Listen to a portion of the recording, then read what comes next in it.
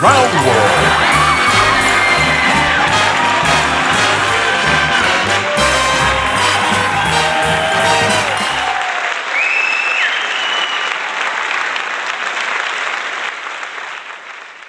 Hello, good evening, and welcome to this, the TooFatLardies New Year's Oddcast, broadcast today, the 1st of January 2026, as we welcome in the start of the new year night.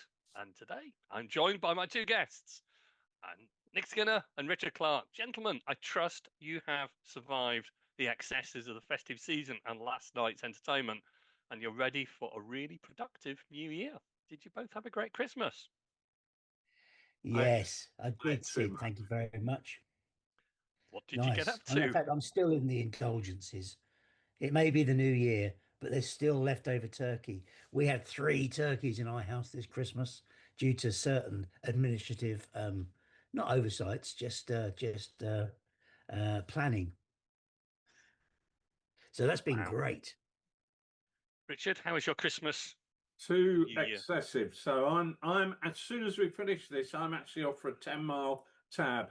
I've got to get the weight off. I'm going to be on Bondi Beach in a week's time, and I've got to get my beach body ready. Otherwise, they're going to be sending out the sort of whale hunters and harpooning me. So I've got to shift a few pounds before I fly down there. So I've just made up a box of celery and cucumber and all despicable things to eat, and that's going to be my diet for the next week as I prepare to get ready for that. But yeah, other than that, it was very nice actually. Talking of which, my elder daughter got engaged in Sydney, which was lovely. So that kind of was the highlight of my festive period. So yeah, there we go. And you cracked open the Hobsy wine. And I cracked open the Hobsy wine. I did, yeah. I have to say, after 5 years, it was probably better a couple of years ago. Oh, really? Yeah, I think it was past its best, but it was great to have a moment where, well, I felt a bit like Tolkien having completed his trilogy of the Lord of the Rings. I'd completed my Cock trilogy with the rules at the sharp end and big chain of command. So I felt I'd hit a punctuation point, and then my daughter phoned and said, "Guess what? We've done. We've got engaged." And sent me a load of pictures, which was nice. And so I thought, well, now there's never a better moment, is there, really? I wanted it to be a moment that was wargaming related, but I also wanted it to be an important punctuation mark. And I felt I'd done that with Chain of Command, big Chain of Command, but also that kind of gave it a real personal reason to celebrate. So we had Hobbs's bottle, and then we washed it down with a slightly fresher one to get the taste out of our mouth. But it was quite a special moment opening that bottle, actually. That's lovely. That's a really nice tribute. And congratulations to your eldest daughter. That's really great news. But was there anything gaming or painting relating that you all got up to? I did, actually. My wife played her first war game. My younger daughter played her first war game, and her boyfriend played his first war game. We played What a Cowboy. The night before, we had played Uno and another card game version of Monopoly that was so utterly sodding painful. I thought, I'm not going through that again. And so after Boxing Day lunch, I cleared the table, and quietly, while they snoozed after the excesses of lunch, I set out Roundwood, California, the well-known village set up by Dr. Roundwood, the evil Dr. Roundwood, now abandoned. And we actually got to play What a Cowboy, which was fabulous fun. It was actually really good fun. Although my wife said at the end of it, "This is not a game for girls." And I don't which was ridiculous because Emma really enjoyed it. But I think my wife was just determined not to enjoy it, even though she won the game pretty much single-handedly. But yes, it was. Did you have shoot him in the face, Jim? Was shoot him in the face, Jim. There, We had Ugliest Sin Jim. Yeah, ugly sin, Jim. That's yeah, and we had Sheriff Ron Seal.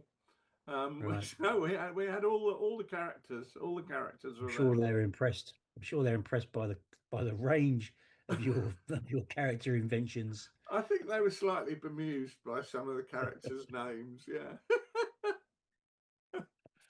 But it was, And we did we had games at Christmas. We like to play family games, but we got a few more of the Euro games that Richard doesn't have. So we played Ark Nova yesterday, which is a game around building up a zoo, which I've never known a game like it for just filling the table with stuff. It fills the table with cards as you grow your zoo. It becomes, you need a large dining table to play it on, Sid. You couldn't play it on one of those small games cafe tables.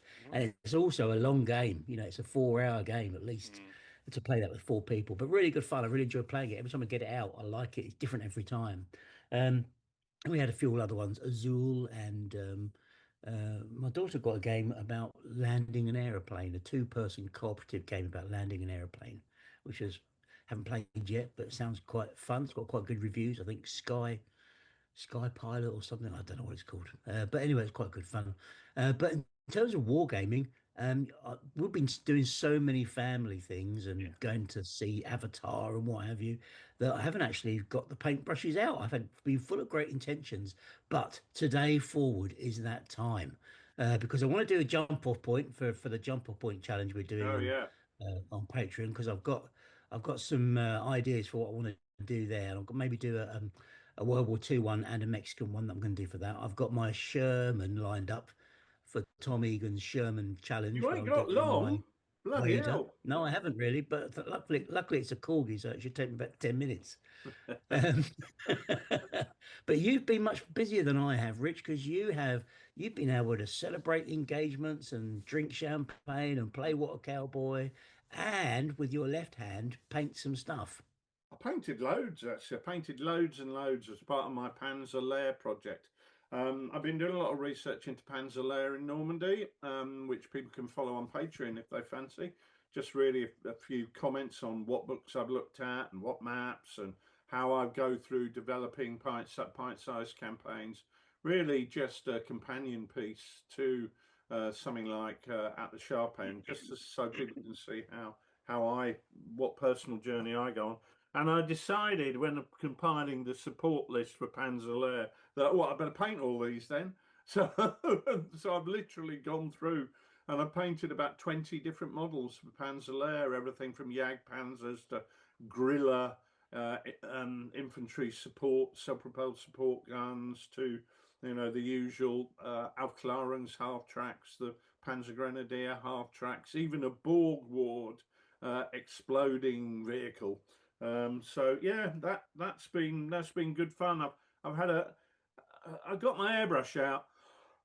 And while I had my airbrush out, I thought, I might as well make the most of it. So I've airbrushed a million things, and I've now put my airbrush away. So I've come to the end of that chapter. But yeah, busy time for me. Busy, and of course the Tom Egan Sherman Challenge, which I did. Which I did my German captured Sherman, which is a corgi as well. But I had fun doing that, and I also videoed that so people can see how I do use different techniques to get that done. But I like to use Tom's challenges to do something different that I wouldn't normally do, and this is definitely one of those. That's excellent. Nice. God knows There's a what lot of great images of Shermans in Tom's challenge on Blue Sky. Yeah. Really good. I've got fed up with Blue Sky. Oh, I've got really fed up with it. You're back on X, Rich? I'm kind of not back on either, really. But yeah, I'm more back on X than I am on Blue Sky. Blue Sky's just, oh God, honestly, it's X is full of ranting political loons. Blue Sky is full of people attempting not to make any political comment whatsoever, and so it's a bit too anodyne for me. And I've decided I prefer the ranting loons because there's somebody to point at and laugh. But so it's, I don't know. Neither of them really float my boat anymore. It's not like what Twitter used to be. That was the glory days of Twitter. Who else is still on X out of the wargaming community? Is there? Malcolm X. Doubt if I he's think, still I think a lot of posting. people. I mean, Tom himself is still on there. You know, Yeah. Yeah. a lot of people are still on there. Like, the engagement is lower. I'm Yeah. finding with stuff than it Yeah. used to be. You're still on there, Um, Nick, aren't you? Yeah, I'm still on there. I never went to Blue Sky because the whole thing about having yet another platform just depressed me too much. So I've just Yeah. stayed on that one. And you do get ranting loons, but funnily enough, I find ranting loons if I go to family parties over Christmas. So there isn't very, you're never far away from them, are you? To be truthful, and No. it's X is, if you can stick to the war game community. Sometimes I get involved in a political thread and then wish I hadn't. So if you Yeah. can Yeah. stick to stay on target, you're generally okay. I had a bit of a rant last week, actually, on politics. Only a minor one, but sometimes you think, bollocks, I'm going to say my piece. Yeah, absolutely. There's so many bloody idiots in the world that somebody needs to stand up and say, you're a bloody idiot. I agree. Yeah. Speak out while you can, eh, Rich? Yeah. Sydney, what about your Christmas? Were you filled with bonsai bonkers and flashing blades? Or were you Um, ranting on X? no, I don't go. I have never deleted a profile on X, but I've lost the password. I can't remember how to get into it, and there's nothing there which is persuading me to spend the 30 seconds to reignite the password. So I haven't really bothered. No. There are some good people on X that I did follow, and they are the more political people, and I doubt they're on Blue Sky. So perhaps I'll go back one day, but today's not that day. No, we had a very nice Christmas actually. Yeah, really good. The family were down, and we had our mother-in-law staying, which is always a great pleasure, as anyone who has a mother-in-law knows. And then I did a bit of painting. So I did some painting. I was finishing off stuff and doing stuff for the painting challenge that I'm part of. So that was really nice. Enjoyed the break. And now I'm in sunny and beautiful Northumberland. Me and Nicola have gone away for a week and left the kids behind to look after the house. So if the house is still standing when we get back, I'll be mildly surprised. But Yeah, Northumberland they is. had a great party last night, Sid. It's a great New Year's Eve party your kids had. We You, trashed the whole place. I thought They so. phoned me up at 11:30 and said, "Come round and trash the garden." So we did that. Yeah, I did the That's guitar fantastic. trick with your Spanish flamenco guitar on the wall Oh in Yeah, the no, lounge. it's a yeah. shame. That's a Your shame. Rolls Royce is now sticking in your Oriental pond. Well, I hope the Koi carp aren't disconvenienced by that. But They're very no, tasty. it's very good. Yeah. How did you get on with your map project, Nick?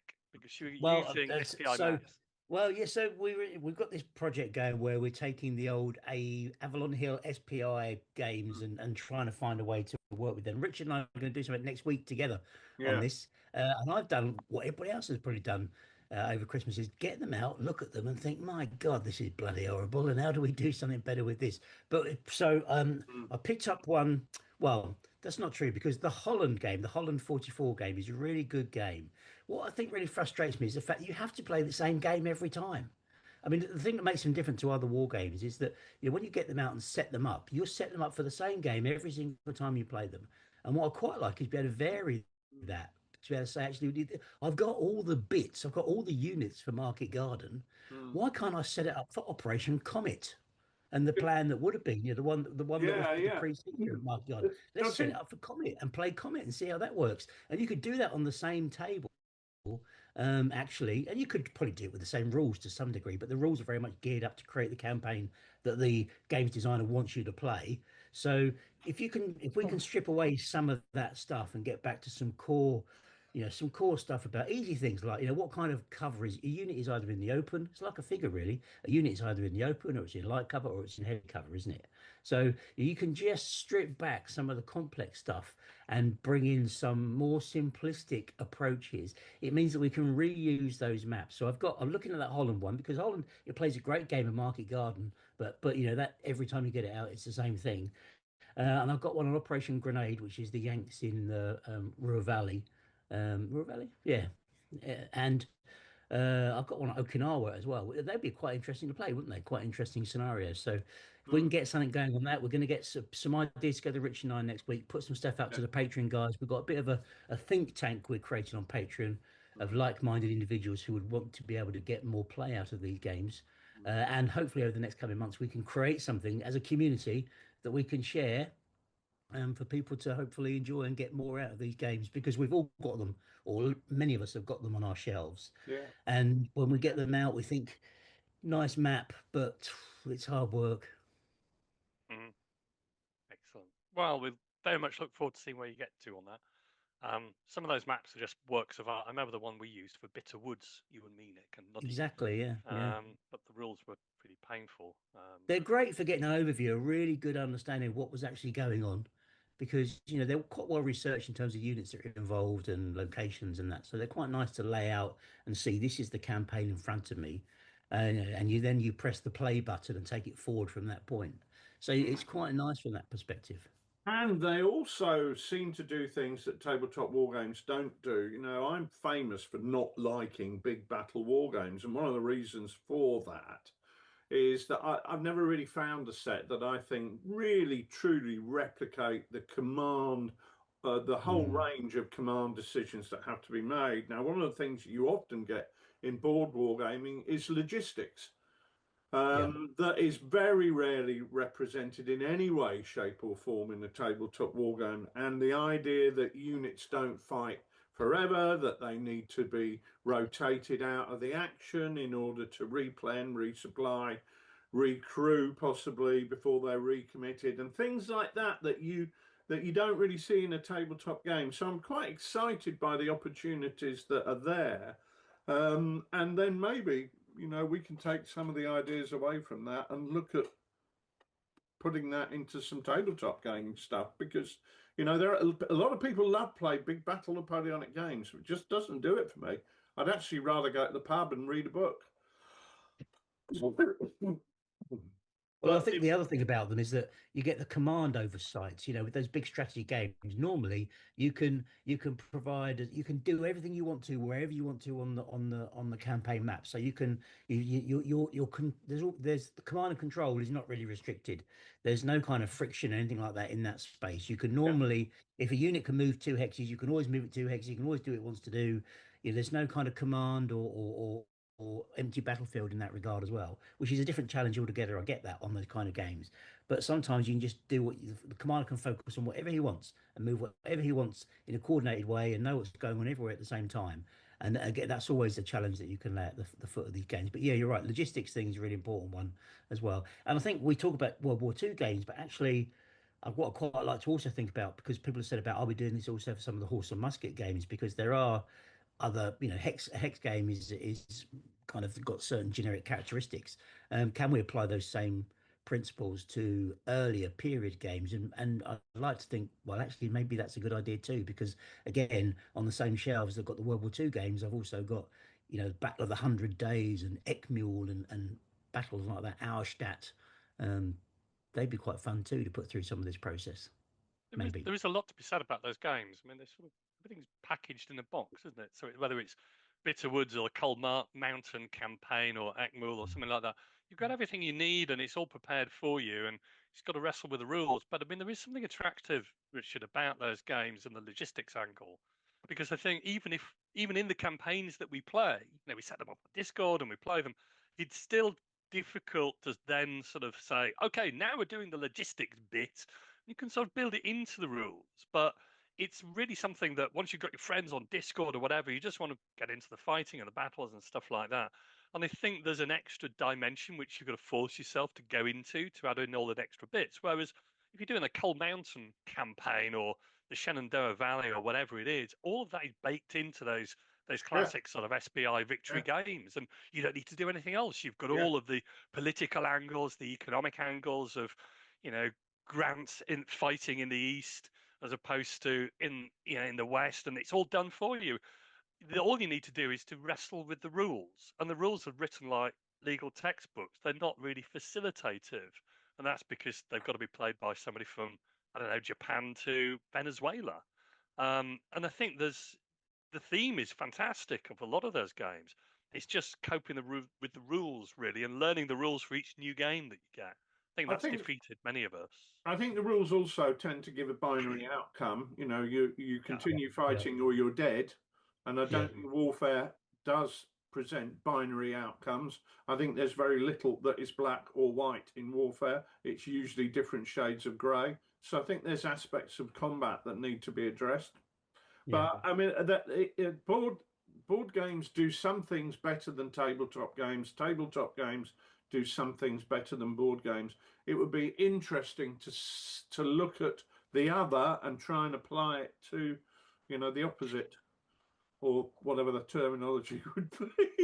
You know, but it would be interesting to try and take some of those logistical ideas and apply it to a war game, because I do think things like logistics, things like night fighting. Somebody asked a question on the forum the other day, or the Facebook page, and I think a lot of these things you can try and apply them literally, where I have so many beans and I'm going to count these beans, and it becomes monotonous and tedious. Or you can try and apply it through abstractions, and I think that's the interesting challenge. Yeah, Well, yeah, talking and to about remove some of the acronyms that are in there as well, because they're acronym heavy. The first thing you get is a table of in acronyms, and that's one of the things that drives me to the wall. ZOC or what have you, everywhere. was something that Ulysses S. Grant never referred to once, but he did fight at Cold Harbor, Indeed. not at Cold Mountain. So I should just correct myself for that kind of slip there for all of our ACW fans there. Please don't write in. It was, of course, Cold Harbor Junction, not Cold Mountain. Anyway, Sid, and I know we need to move on, but it's a project that we're kind of opening this box. We don't quite know what's in it. We're kind of poking about inside it. We'll see what energy we can get from looking at it, see if we can come up with something. We're really intrigued and interested to get the insights and input from people on our Patreon. So we're going to find a way that we can have this as a kind of community theme going on the Patreon, because one of the things we want to do on that Patreon is get that kind of engagement and input, and use our collective minds to benefit our community as a whole. So that's going to be really, we don't know how we're going to do that yet either, but that's going to be an important thread in this, which is we're hoping to kick off next week when Rich and I get together to play one of the games. Yeah, we'll have to be quick before I go to Australia, but I think that we decided that the only way to do it is to jump straight in and play a game, and then we can critique what we've seen and what we've done. So, well, before we delve into the details of that, let us collaboratively move from here to one of the other rooms in Lard Island. Where's that then, Sid? Not your sex dungeon. No, it's not. It's the bit that we move to while you put the music on. Oh, the music room. It's not the music room. Gentlemen, if you'll step this way, I thought we'd leave behind the sofa of sincerity for this show and take a seat on the couch of candor. It's a new piece of furniture. We've been out at the sales. As we know, when looking for what big issue to discuss, we do look at our post bag. We do have people emailing us. Hard to believe, but we do. We do, many people, in fact.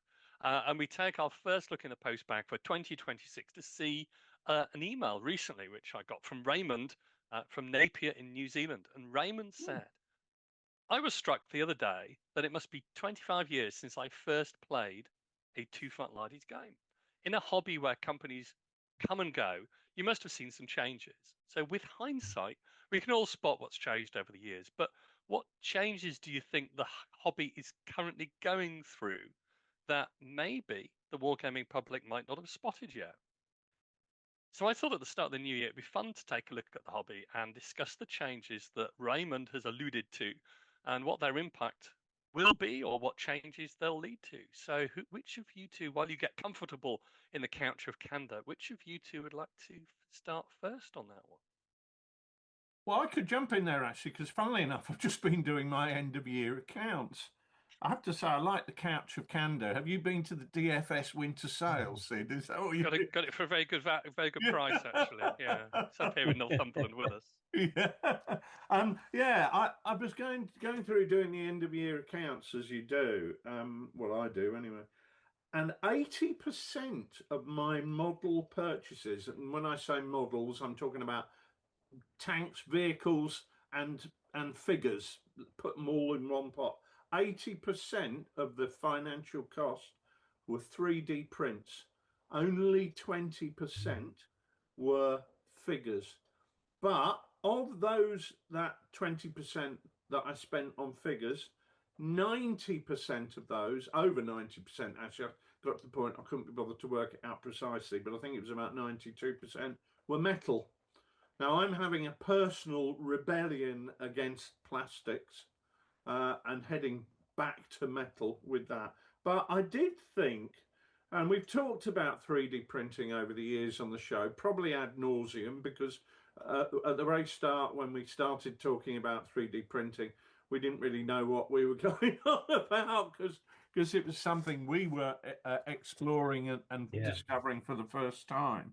But there is that issue that does make me wonder that if you have got a business which is selling tanks, then I'd be worried. If my business was producing 28mm, 15mm, whatever scale tanks, I would be seriously looking at ways to diversify my business model, because that the majority of stuff that I have had printed has been printed by one bloke in his garage in Staffordshire, not by a major corporation in Nottingham. Yeah, that's an important thing, isn't it? Because the other thing, Richard, I suspect you would have noticed, is that you're now 3D printing models that you wouldn't have been able to get anyway in that plastic world or in that metal world. You know, you were saying about your gorilla and the other what's it, the Borgveld thing? What's it called? The Borgveld Mark IV, yeah. And you can really get anything you want. You can absolutely get anything you want, and that's the thing, isn't it? Because I can get anything I want. I want everything. Well, that is true. I, for example, with the Panzer Lehr project that I've alluded to, I came across an action which is fought by a railway viaduct. So what have I done? I sent Paul pictures of the railway viaduct. He's created it. He's created the skin or whatever you do using, concrete blocks, brickwork, whatever, and printed me that exact railway viaduct. That has changed the hobby beyond all recognition in terms of what we can access. In terms of, I don't just want a building that's suitable for that house. I want that house. And the fact that we're able to do that is quite revolutionary. I don't see that as a threat. If I want a 3D model of my house to fight a war game over because I like my house and want it on the battlefield, that is not going to put any war games companies out of business. The fact that 80% of my spending has gone to one bloke in his garage in Staffordshire potentially is going to put war games companies out of business if we all do exactly the same thing.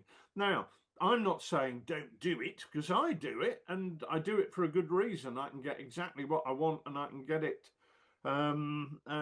amended, adjusted. Can I have the hatches open? Can I have the hatches closed? Can I have, a cup of tea on the side? Whatever. But it just means that if you are a business out there, you can't just sit on your laurels. You've got to look to how your business is going to operate in future, because that's a real threat to some companies. And I know there are companies out there who have not produced whole lines of figures that they had planned to produce because they see 3D printing as something that's going to dominate the market. So they've dropped whole ranges of metal figures. That is problematic for me, because one of the reasons that over 90% of my figure spend is in metal is because I don't find the quality of 3D printed figures as good yet as the metal figures, and certainly I don't find their longevity as good, even allowing for the special sauces you can add to the resin mix. I find metal remains king for that, doesn't it? Metal remains king for robustness, and it does when you're doing what we do, which is take games around the shows and games days and so on and so forth. You need them. You need to be able to chuck them in that carry case and just bugger off because you've had enough at the end of a hard day and you want to get down the German cruiser and get a few pints in. You are not going to be stood there for an hour putting each individual figure away in tissue paper. It's not possible. So, and you see, therefore, though, Rich, don't you? Because companies are realizing this. Companies are realizing that you can buy a Sherman tank from anywhere. That actually, if they want to create something different, they need to create bespoke ranges that are almost outside the historical realm, because then they can own whatever it is that they create. So we see quite a lot of kind of World War continuation ranges, or adaptations of some kind of, what would be the word, punk, some kind of steampunk kind of approach to it, which takes the historical base and then builds it into World War One continued, or World War Two continued, or whatever, which means you can create these new things that then you own, that again, because you can produce them so easily, actually, and people like shiny new things. We're very easily drawn now into these kind of games where we can make a departure from the historical norm into a space where we can do something that we see as a bit more niche, and uh, probably requires a bit less research, dare I say, and people quite enjoy those kind of games because I can pick them up, play them, and we see a lot of these games coming through now. We talk about success for some of the small games that come through as well. The kind of, all this is all going on in the hobby, isn't it? And it's creating energy because it creates sales, it creates activity, it creates interest, but it's very much on a kind of ride the wave approach. Do you not think? I think you're absolutely right, and you raise a really, really interesting point. If I want to create a game that is going to make me money, I want to own the intellectual property to that game. So why would I do World War II when I can do World War II with fruit bats? Or why would I do World War One when I can do World War One but with tapeworms? And by introducing the Battle of Cambrai, the tapeworm attack, it means that I can create the models and you can't copy them, because if you do, I will sue your ass, boy. But it also plays to something else which we see in the hobby, and I think there's a real issue with white noise, which is deflecting our attention. It's very, very difficult for gamers to know exactly what's going on in the hobby. And I'll give you an example. What we're seeing, and I think this is because of the intellectual property thing, is the merging of gaming with historical wargaming. Because when we just dealt with historical wargaming, there might be 20 sets of rules come out in a year, and that would be it. And we all knew what they were, and we were aware of them, and we could say, I want that one, or I don't want that one. I'm going to play that one. I'm not going to play that one. But now what we're seeing is the fact that gamers are saying, I'm not just a historical gamer, I'm a gamer, which I've always looked on as being positive. It's great, 1 minute I could be playing World War II, next minute I could be playing Batman and punching the Joker. Oh, that was good, wasn't it? Kapow, Zowie, and stuff like that, which is great fun. But it does mean that we're seeing a whole range of rule sets arriving, not just historical rule sets. In our sites are now all those other gaming rule sets. And we're shifting, not necessarily shifting completely away from history, but we're seeing a hybrid between history and non-history. So it's like, it's World War II, but with magic. It's the tapeworms of World War One.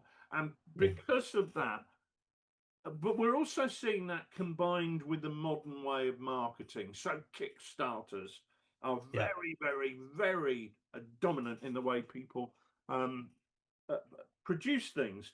And of course, what they're doing is they're selling you the sausage, the sizzle, before you ever see the sausage. You can smell the bacon, but you can't see it. You don't know what you're getting. What you're getting is what they want to present you, and you're lured in by that promise of a great game, but you're actually purchasing something that doesn't exist. So, but it's a massively important part of the hobby, though, isn't it? Because it's churning activity, it's creating turnover for businesses. If if I am producing stuff and my, you know, if I'm producing Charles Staddon 30 mil figures, you know, either the War Games world is full of everybody playing Charles Staddon 30 mil figures, or I've got to move to where people want to be and create the new thing for them. And we're always going to see a productive cycle of new ideas coming through, and 3D is just a great way to allow that. So we've got creative thinking in terms of product design. We've got people creating new products, new product ranges, new figure ranges, some of them fantastical. History's been done. Let's face it, they've stopped making it, or have they? Or no, it's still going on. That's right. And then this creates a figure range that you can create something out of your own imagination. You can create interest. You can grow a story. You can buy people to buy into that. You can. We see it on TV all the time where people are creating one idea, and then one series becomes a mini series, becomes a kind of massive growth of sort of 15 series programs that people like to consume, and then they move on to something else. I It think becomes that's old hat. I think that's the correct analogy. And when what you're seeing is, I've had I've read a couple of books recently on game design, and what they're highlighting is that the games we play are increasing. We play games increasingly in the same way as we watch television series.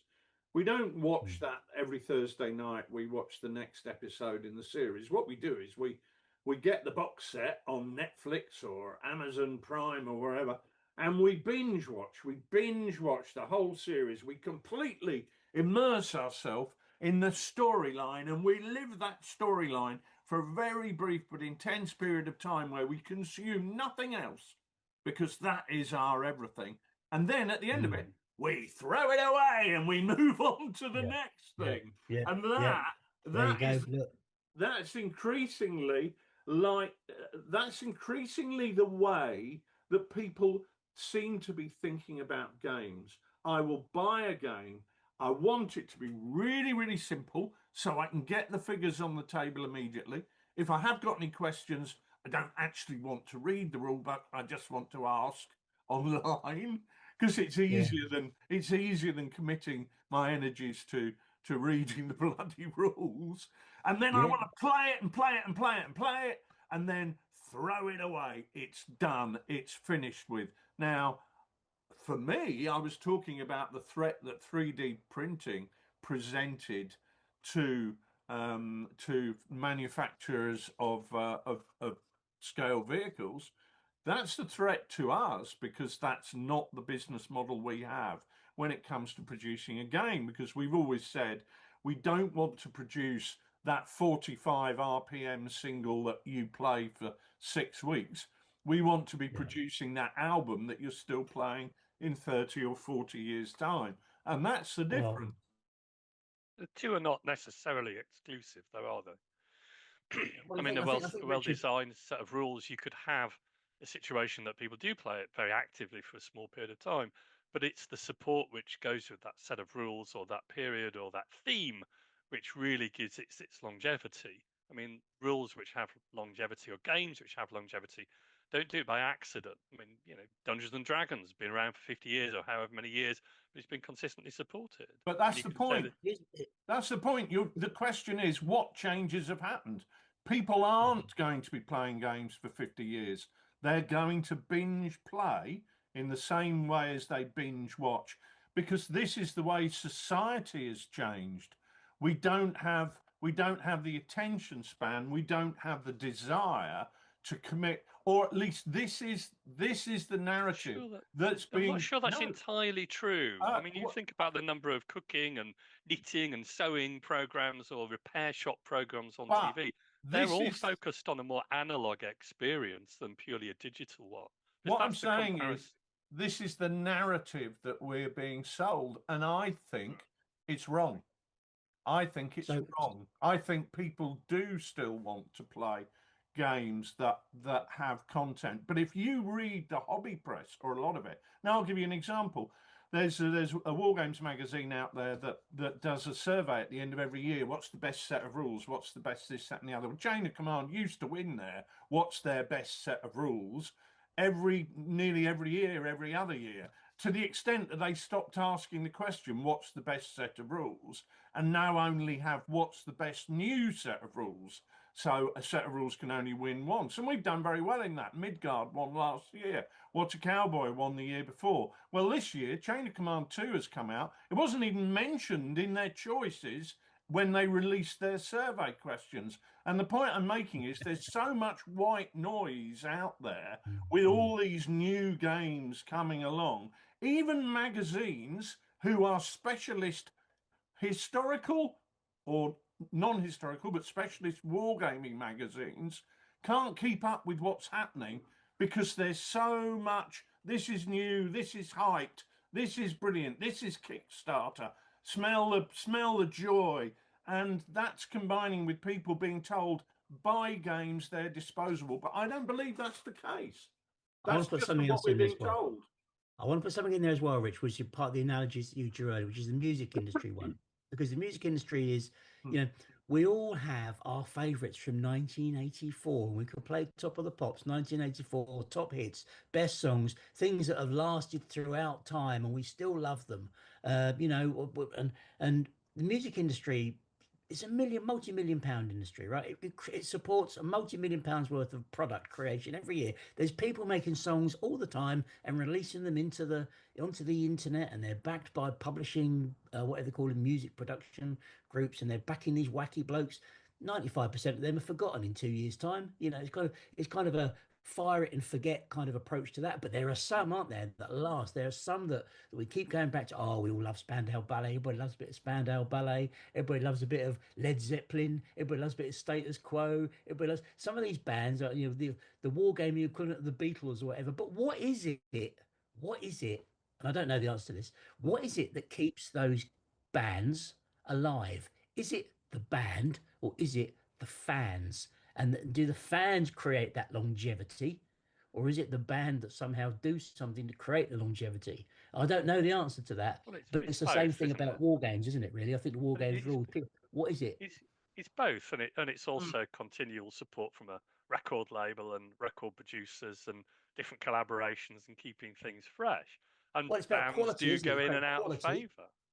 quality and things that connect people emotionally to a time, Yeah, and I I think to guess. some extent, once any piece of art is created, you kind of lose control over it, whether it's a set of war games rules or it's music or it's actually, you know, graphic art or it's a painting on a wall. You kind of lose control over it, and it becomes the ownership of somebody else. And I totally agree with what both of you are saying in the fact that there is an element that certain, you know, RPG and war games rules and gaming rules and games are kind of being produced by a very active market, and you know a lot of them might be forgotten in a few years time, or they might be disposable. But that doesn't mean to say that there's not a rule, there's not a place for a set of rules or a game or a gaming experience which is really curated and invested in and has an ardent following, and those will have longevity because they'll reinvent themselves as people play those games and evolve those games. I think one of the difficult things, and it chimes and dovetails really well with what you said, Rich, is that people do sometimes want an instant sort of fix, and social media to some extent encourages that. You know, what can you fit into 280 characters? I mean, one of the things which I periodically go back to is thinking about, well, how do you search for anything on social media? Whereas blogs are so much easier, but so much harder to keep going consistently because they require curation and time and effort, and the posts tend to be longer, so they're going to be more thought out. It's just so much easier to produce something on social media. But then, you know, you've got one, you know, very radio edit friendly, you know, single, as opposed to an album which has taken somebody like 2 3 years. They're comparable in the fact that what's being produced, but they're really not comparable in to some extent the perception of merit about them. So there'll always be a What's been the, place for real quality. It's just the that you have to sift through the stuff which subjectively you'd think doesn't have the same gravitas. and the blog point, Sid, is really interesting because you know you were I don't know which applies, a blogger in the Still wargaming going. space. Yeah. I think the question for bloggers, it's a bit like the medieval chroniclers, aren't they? In some ways, you're creating a written history that people are going to come back to and refer to. I search online now, and it still points me to blogs that people wrote in 2002 and 2004. You're kind of part of you is a medieval chronicler of the hobby, But the other part is how do you get your reward for doing that? And of course, the reward on social media are much more instant. You put something out there and you get 30 likes, 50 likes, 140 likes, 800 likes. It's kind of the like itself is that little drop of sort of dopamine in the brain, isn't it? The kind of the yeah, I did something good there. Whereas But with a that blog, it's you could do a blog and nobody comments. You kind of feel a bit like you're a lonely voice in the middle of nothing, maybe. I don't know. but that's almost like saying that, well, what's the point of Lard magazine? I mean, I think Lard magazine is probably one of the jewels in the crown because it's by wargamers for wargamers, and it's there 15, 20 years later that people are still referring to articles which we wrote in 2004, 2005, 2006. Now, that did obviously give an instant gratification when those publications were produced, but the real merit of them is in the longevity. The real merit is in the library of magazines that you've created over 20 years, which assist people in their games and make their games better. So I think a lot of the reward comes in the perception of what you're trying to do as opposed to gain instant gratification. And let's face it, writing a blog or creating Lard magazine, you'd not put at the high of the instant gratification list, but you would put high on the point of worthwhile activities, Rich. All good point. But the original question we're missing, which is what changes do you think the hobby is currently going through that maybe the wargaming public have not spotted? I made a note of it. So I think there is a risk, right, that with so much near history, so much of these adaptations to history, so many kind of spin-offs from World War II or whatever, that the gaming itself, gaming will swamp wargaming. Yeah. And I think that is a risk that wargaming needs to be aware of. And now it's great. Oh, come, we're very inclusive and we're all going to come and play. But hang on a minute, there is a risk that what happens to military historical wargaming actually, I think, sort of bounces, recoils from that in a way that actually means that it does go back to being old men in sheds.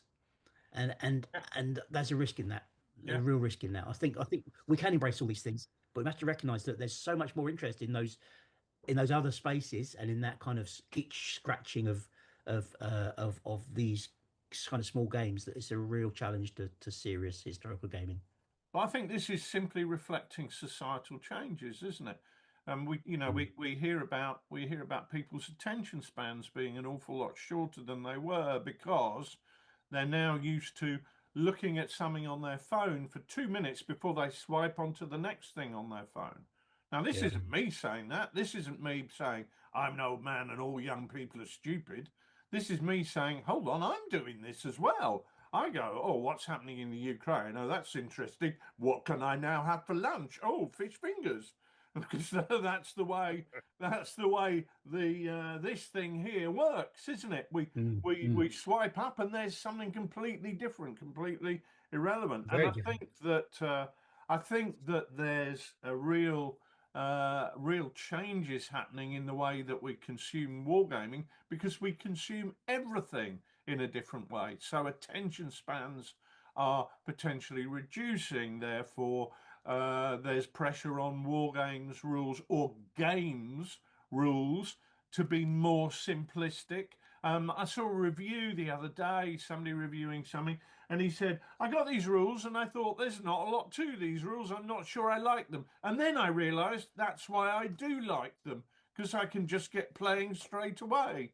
And I thought, right, okay, roll a d6, you've won. That's a simple set of rules.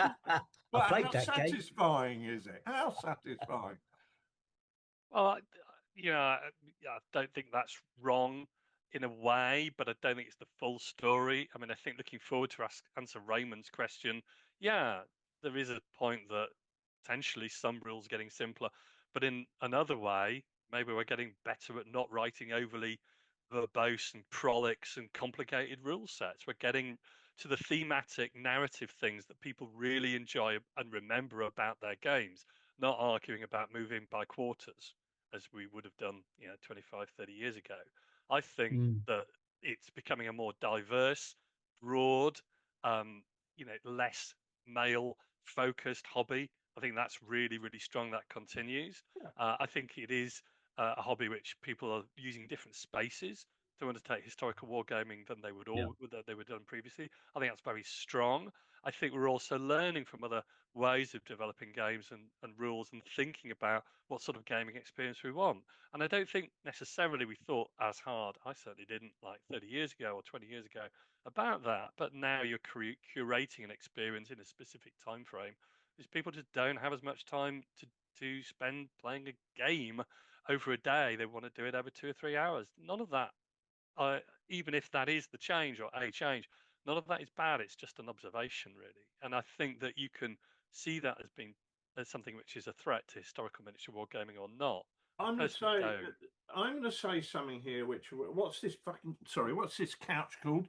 The couch of candor. Of candor. Couch of candor. Well, I'm going to be candid here, and I'm going to say something that's contentious, because I was hoping it was the couch of contentiousness, in which case I'll be in the right place.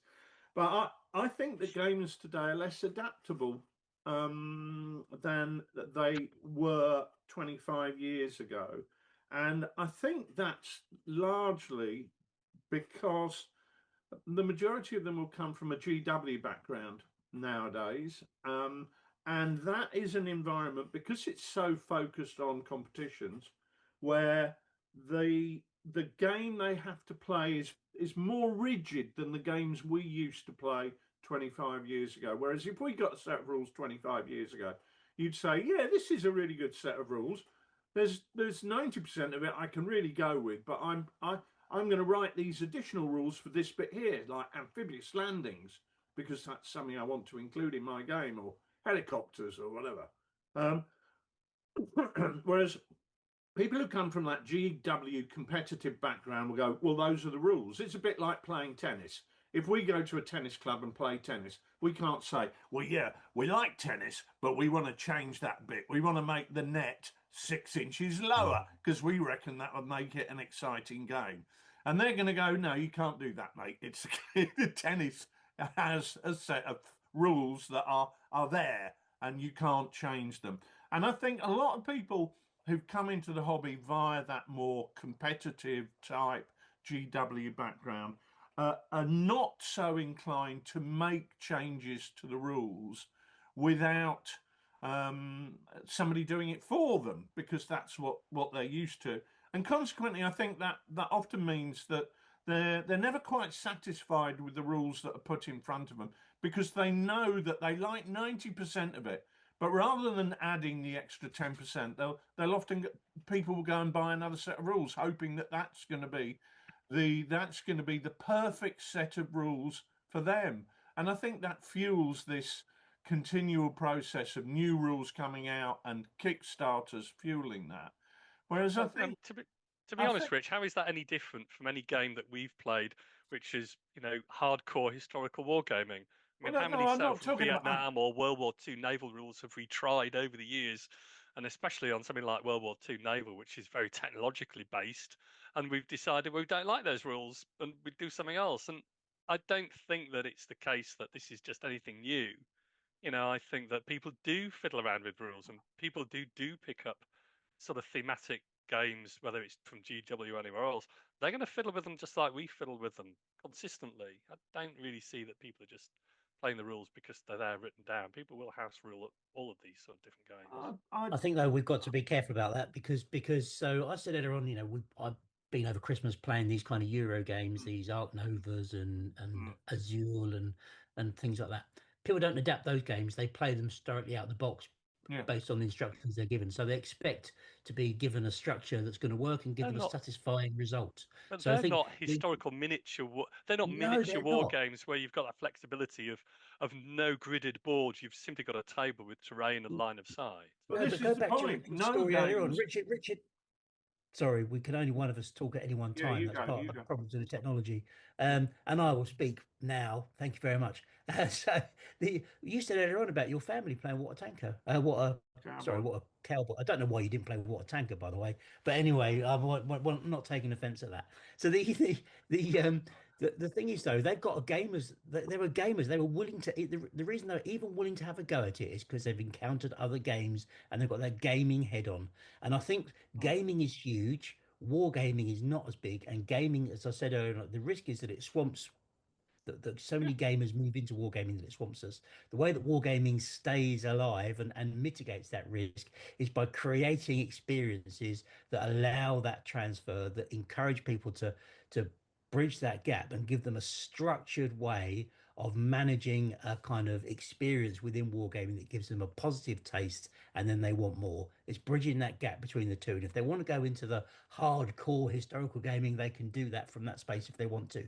But we've got to embrace the gaming mechanisms and the fact that these smaller games are going to be the future. And we've got to make sure that we can give people something in that space that they can enjoy. Now you can speak. I'll allow it.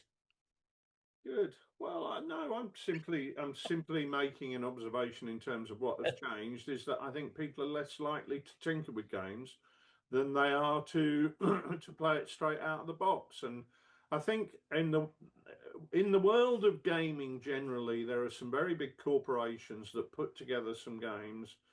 Put together a lot of games that consequently, because they are written for a tournament environment in the same way as tennis is or chess is, they're very precise in their language, they're very concise in their language, but they tend to be designed for a relatively restricted number of circumstances. Whereas when you get into the world of historical gaming, you have to try and model anything that could have happened historically. And that means that you are trying to create a set of rules that can cover an infinite number of circumstances. And Yeah. by default, it's going to fail in certain respects because no set of rules can cover every situation. And if you had one that did, it would be an impossible read. It simply would be the most turgid document that you've ever come across in your life. And I've come across plenty when it comes to reading Wargames rules. So all I'm saying is that the one of the changes that I've seen is that people who came from the Don Featherstone background, where a set of rules was 5 pages long, grew up in an environment where they had to create their own rules for crossing that river, for putting their pioneers forward and building that bridge, because it simply wasn't there. Whereas people who come from a GW background are so used to having a set of rules produced by a big corporation that does absolutely everything within the confines of the competitive environment that they have created. That for them moving into historical wargaming, there are often challenges there because the rules by default are not as precise, and they're not used to making things up as they go along. To be blunt, because that's what we had to do. So I just think that's something that has changed in the hobby. I'm not saying it's good or bad or right or wrong. I'm responding to the question from our friend from New Zealand and pointing out some changes. Yeah. Yep. Yeah. It's a big issue, Sid. Well, Well, it's a huge issue. And if we wanted to get judgmental, it could get even huger. But that's not what that's not what we're here to do. I'm not here to pass judgment because we're playing games. This is about fun. Everybody has fun in different ways. There's no right or wrong ways of doing it. But in terms of what changes have you seen? These are changes I have seen. And what are the changes? Yeah. And to finish off, to answer Raymond's question fully, what changes have we seen which the war games public hasn't spotted yet? All of these. All of these. These. Well, So, I think we. I don't well, know. like Do we have any more Cassandra insight than? shouting. Do we No, really have any more insight than Are we? What do we see that's different to what other people see? I don't know. We're just looking through a different letterbox at the hobby, aren't we? Yeah, what I think as well, what we're tending to do is view this retrospectively, because with hindsight, it's easy to see change, isn't it? It's much harder to see the changes that are happening at this very moment in time. Yeah, So the comments that I'm making about how things are changing are probably more pertinent to how have things changed in the 25 years that you guys have been publishing rule sets. I think think it is difficult to sort of perceive the change when it's actually happening. We can see the changes which Yeah. have happened, but it is Yeah. difficult to answer Raymond's question to see, well, what have we spotted that nobody else has spotted? Because I'm not entirely sure I've spotted anything that hasn't already been spotted already. I mean, and I think there's a contrast, isn't there, between things that we have seen and maybe we think critically about, and things that just are happening and we're actually part of it. That's probably one of your answers to your question, Raymond. Nick, last thoughts. Oh, I agree with you absolutely, Sid. In terms of the we we are not the all-seeing eye of the hobby. We are we are not the oracle. I've never been to Delphi, but if I went there, I wouldn't find us. That's a fact. And I think people have to draw their own views about what they want from the future and support it. Whatever you feel you want to have in the hobby, you can have. We know that now. You just have to back it. Rich, last thought from you. Well, change is inevitable, and normally change is often a positive thing, even if we don't always see it as such at any point in time. I think the important thing is, as we go through, as I think change tends to happen more rapidly with modern technology, and I think we are seeing changes, some of which are gonna threaten different business models. From a business point of view, it's our job to try and maintain our position in the marketplace by producing stuff that we think that people are going to enjoy. And I've never believed I've never believed in trying to follow a trend and produce things that mirror what I think are successful for other people. I've always believed in producing something that I believe in as being good quality and good value for money, and hoping that people follow what we're doing.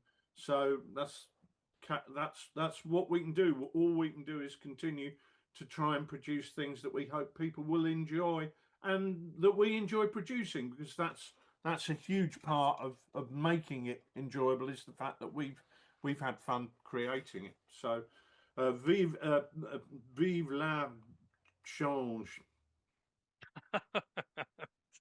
One of the changes we've noticed is our French is just as bad as it was all those years ago. The Dunkirk ferry terminal. That was fun. Anyway, I have enjoyed a roll de sausage this Christmas. Lots of roll de sausages.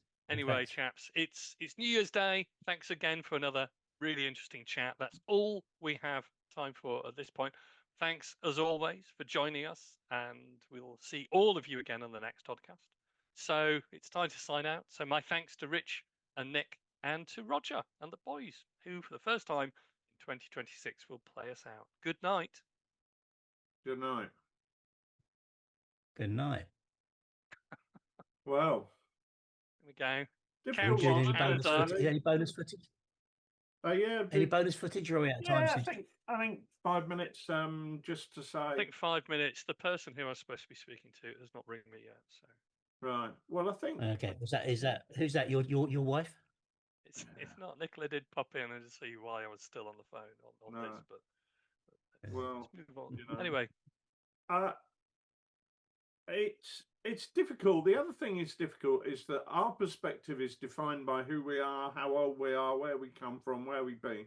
If you put a 30-year-old on, so you put somebody half my age on, they would probably have a very, very different perspective indeed, and very, very different feelings about what was happening. So, I mean, I am very aware that we are, what's that hideous expression that I hate, male, stale and pale, or whatever it is. But I don't think we are. I don't think we are at all. I mean, you are. Certainly not.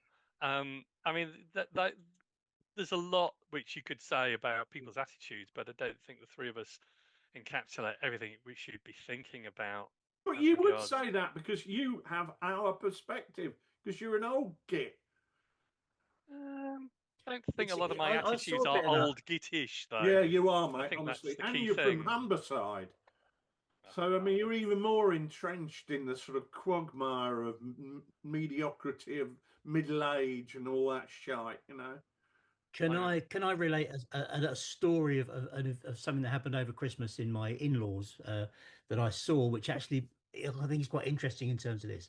There's a game, I don't know what it's called, but basically you have a telephone and you scan a QR code on the back of a card, and the card plays the first few bars or the first 30 seconds of a song, Yeah. and you have to um from a start point of a card that you deal, so let's say the card you deal is 1990, you have to say whether that song was before or after 1990, and you Yeah. get bonus points for saying the exact title of the song.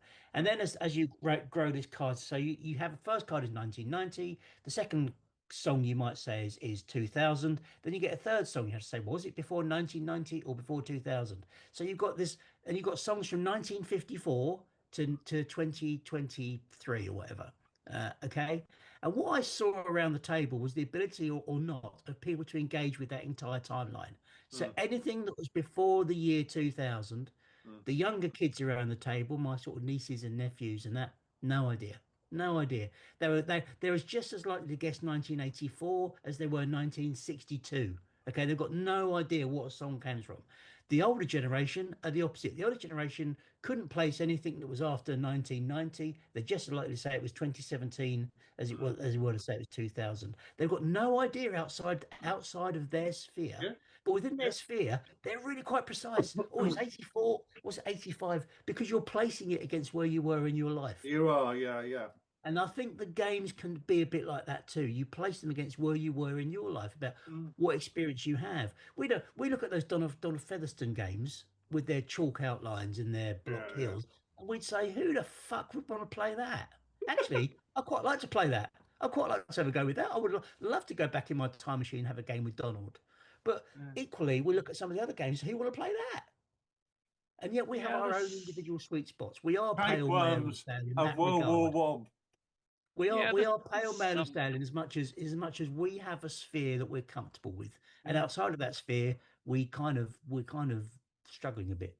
there's something in that there is a heritage for each of us, which translates to games that were played in our formative period, whether they're the sort of 1980s or early 80s or wherever they are. But I don't think that's the full picture. I don't think that's the full picture, because I do think, as regards the games that we try and create, we have brought in so many things which we have seen as best of brand, or best of breed is a better way of putting it, in other Mm, games. So things which compress rules complexity, things which create theme. Certainly, that's something which I've thought heavily about and tried to do. Something which compresses the time which is taken and the physical size of the games that we put on. So there's a lot of thought which has gone into helping players learn the game, teaching scenarios, and how carefully you curated all of those in the sort of through the mud and the blood and chain of command. We thought really carefully about it, and those are waypoints for a more modern gaming experience. I mean, music I think is more difficult, because there is a reasonable argument that the musical themes really have just continued mm, to be revised, and that sort of hauntology mm, sort of idea that is there anything which is really new, or are we sort of stuck in some revision of the 1980s permanently? That's sort of Mark Fisher ontology kind of philosophical debate. But I think in gaming terms, there's a very different point, is that we've consciously gone out, played other games, and looked at the best things we can bring from other Yeah. games into our own games. Because mm. to be honest, Rich, and Nick, you are both better gaming designers for doing it for 20 years. That doesn't necessarily Oh. mean that the games are better, but you've certainly learned something. You haven't just like Mm, made the same mistake year after year, whether it's through game publishing or Mm. game production or Mm. token production or the rules themselves. You have evolved. And that Yeah. is credible in its own right. It doesn't just mean to say that you could only remember what you were playing in 1984, and that's been the theme of whatever you've taken to 2026. And I do think that there are people out there who are actively promoting the idea that war games rules shouldn't have progressed beyond 1985 and are regurgitating rule sets that are no real difference to what was around in 1985. And every fiber in my being rebels against that. Because we spent a lot of time years ago, Nick, looking at board games and what was out there when Euro games yeah, were yeah, first yeah. coming onto the scene. and saying, how can we improve what is happening in the world of game design? And that's something that I've continued, and both of us, I mean, you play a lot more Euro games than I do, but we've continued to do that in the hope that we can bring things to the table that are exciting and well, exciting, that's good enough, isn't it? That's all it has to be, exciting, enjoyable. The two things go hand in hand.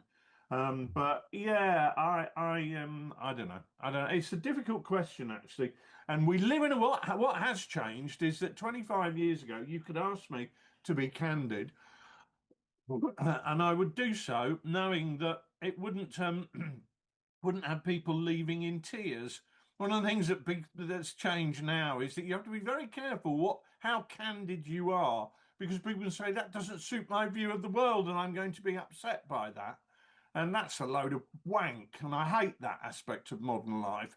I like to be honest and I like to tell the truth. And people should go, I might not agree with that Clarky, but at least he's got the balls to say what he thinks. But I don't anymore. I don't have the balls to say what I think, because you only upset people and that's the end of your business. And I'm not talking about a Gerald Ratner moment, because I think we produce good quality products. But you know what I'm saying? The world is, you have to be careful what you say. You cannot sit on the couch of candor without risk. I think we'll go back to the sofa of sincerity next time, Sid. I'm much more comfortable there. Okay, I quite like the couch of candor. It was the trouble with the couch of candor is it isn't wiped clean. So if you do have that problem with it, then it's always going to be there, isn't it? It's kind of, once you've been overly candid, that's it. Yeah. Any other I've got lined up? No more sofas. We're going to leave the couch of candor up here in Northumberland. And on that note, I'm going to have to drop, I'm afraid. Yeah, well, we're off as well. But nice to see you, lads. And a very happy new year to you. And a happy new year to all our Patreon chums. And thank you for everything you do. It's made a huge difference to us in terms of mojo and enthusiasm. So, yeah, let's see what we can do with these crazy board game ideas in 2026. Right. And hopefully, Rich, we can get some on the ground somewhere, get some boots on the ground. Yeah, somewhere. we want it. That's key. Well, I've got a big pile of stuff. I'm just getting my maps printed to take to Australia, and that is going to lead to Operation Blackcock. You like a bit of that, Sid? Boots on the ground. Right. Okay. On that bombshell. See ya. See you all later. Bye bye.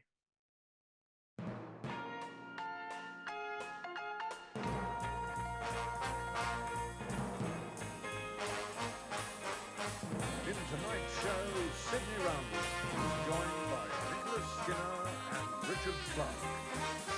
Music by Roger Barraclough and his band.